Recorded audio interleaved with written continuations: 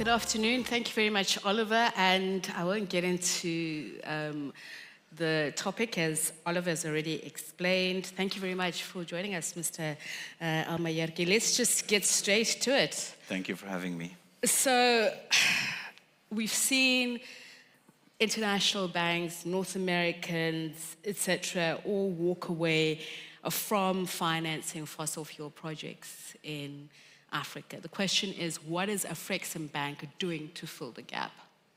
So I think it's a very big topic for us, the in and out of international funds into Africa. And Africa cannot afford this because we have 600 million that don't have electricity, a lot of people dying from the lack of it, burning wood and so on. And the whole idea was, how can we fix the problem now and in the future? So if you look at it, we're very active in all aspects, whether upstream, downstream, midstream, offering different products across the board, but most importantly, managing the perceived risk of Africa, which actually prevent us from getting the same kilowatt price in Africa that we get in everywhere in the world, because our projects in Africa generally across the board cost more money because of the rating of the continent. So the whole idea, we looked at the different areas. A big part of helping this to happen is, it's not about that there is no projects. If you look at the gap is big. But if you look at the projects discussed in the continent, actually it's too small compared to this gap. And the issue we're having and we're trying to solve is the project needs to go into a process of project preparation, bankability at the end to convert a good idea to a bankable idea. Big difference.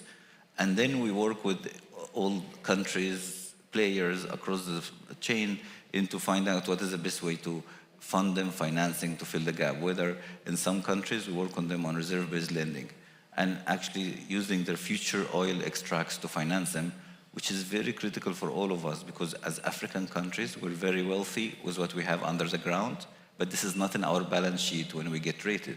And when you start to monetize what you have under the ground into future cash flows and use it for infrastructure projects, we're changing the game.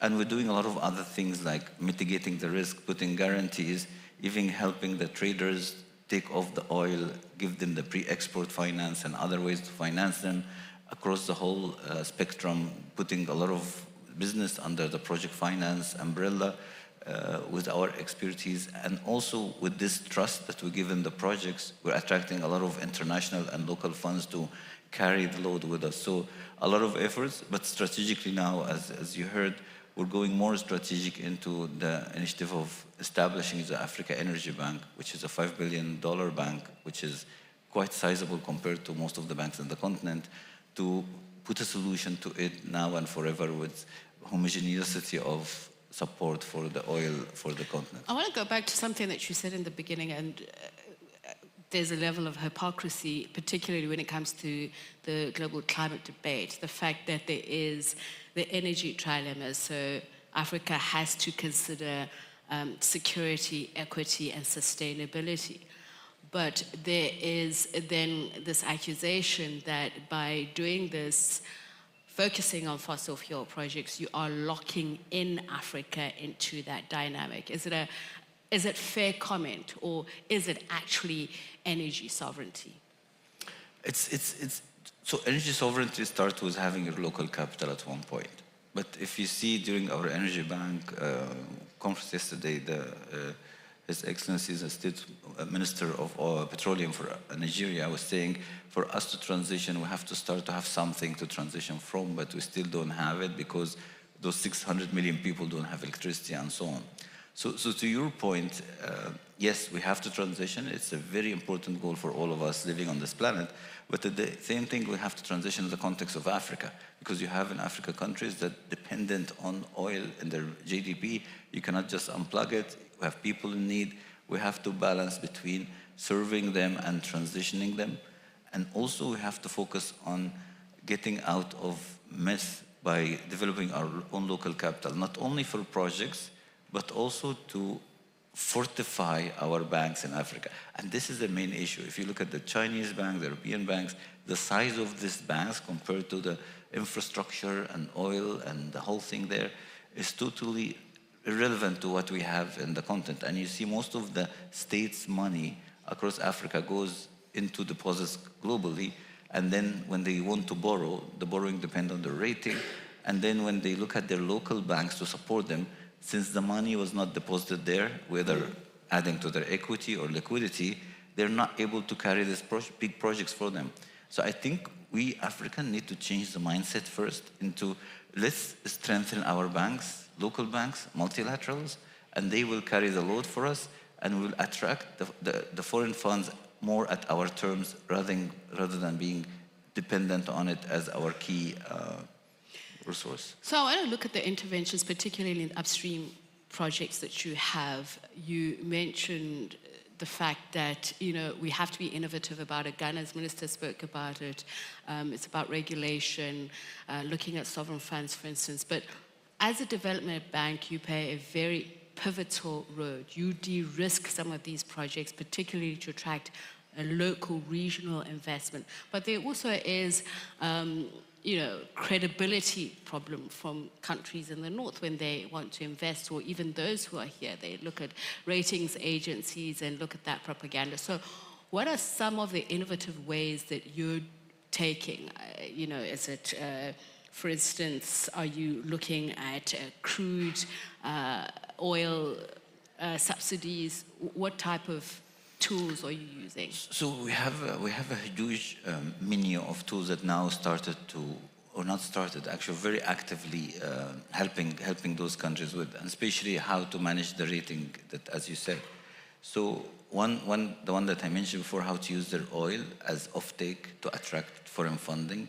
But this will need us to do a lot of de-risking tools. Like we have a program called AFCAP, which is a guarantee system that we give for projects, for countries, because what happened, there is a lot of global fund that need comfort and need someone to de-risk the continent for them to be able to come. We also do some repackaging or repack for the existing funds, because different investors look at Africa differently and they want to touch Africa at different appetite. Some of them need an insurance wrap, some of them need to take direct risk. So we package the different risks for different investors. And then what we do now also is using the de-risking and guarantees to allow countries to use their refinery capacity. So what's happening now, and we executed this example in multiple places, where after the crude has been extracted, the refineries need to find foreign currency to buy it, to work on it and send it back as refined product. And this transaction going back and forth was costing the continent a lot. But now we've put a program in place where we put cross guarantees, so refineries and crude can work without moving cash and only move margins. And in some countries, we really affected the FX rate of the countries, because suddenly the pressure that the crude purchase and the refined product purchase is putting on the country is alleviated by these structures.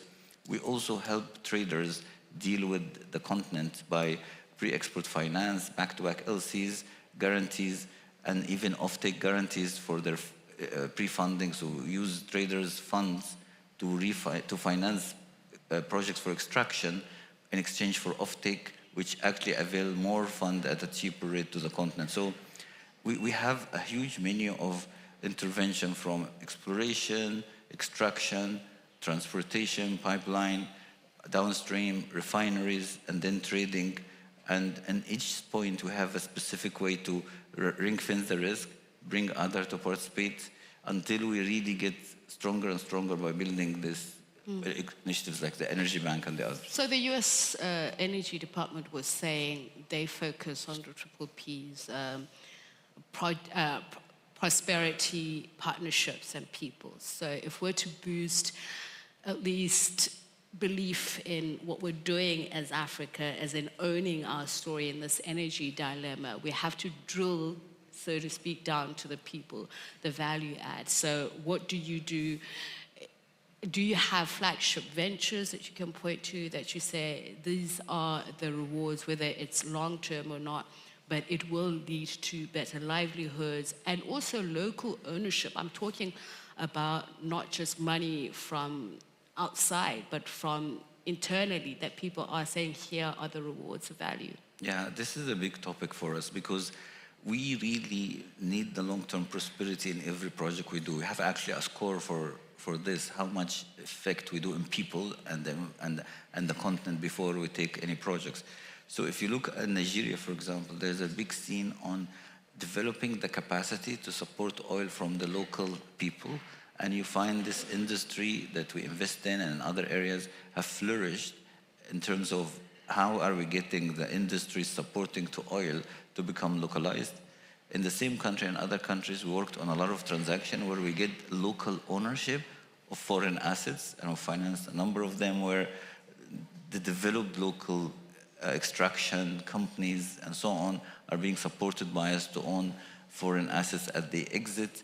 But on the other side, it's all about measuring the impact of people for us. So we've done a lot of projects like in Tanzania and other places where we know that this energy project will be lighting this number of states and sub-states within the countries, and also how can work on capacity building. I think in one content, we need to develop SMEs that are feeding into industries, develop with the big companies how to acquire, but on the other thing, how can we find communities that we're affecting with this? Mm-hmm.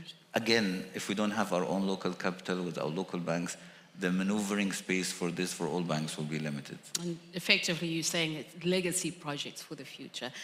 As he says, Haytham El-Maayergi, Executive Vice President, Global Trade Bank, Afreximbank, saying it's not just the Afreximbank story, it is the African story. We're talking legacy and heritage. Thank you so much for your time. Thank you very much for having me. Thank you very much. Thank you.